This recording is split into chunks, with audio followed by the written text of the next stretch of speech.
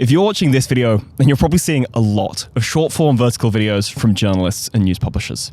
Those publishers are taking some big bets right now, hiring staff and reorganizing teams to chase audiences as they move from publishers' own websites and apps and onto social video platforms. This might not be a terrible thing for our public information landscape, at least not in the short term. You can get real nuance and diverse viewpoints into a 3-minute TikTok, and an Instagram reel from an outlet like the New York Times is similar in form to what we've been hearing for decades from radio broadcasters like NPR.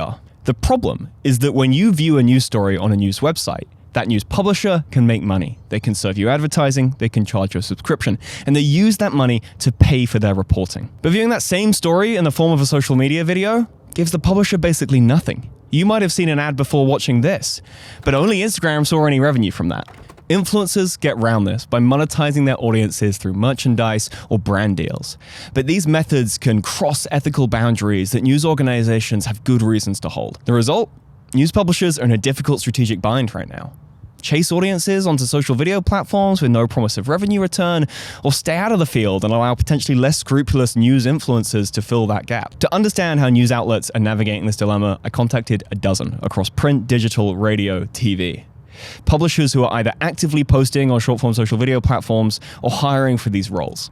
I'll tell you now, no one has cracked the code on this. And some of my sources, including media researchers in Australia, say the only way through this is to force the tech companies to pay out for the ad impressions that news content brings to their platforms through regulation.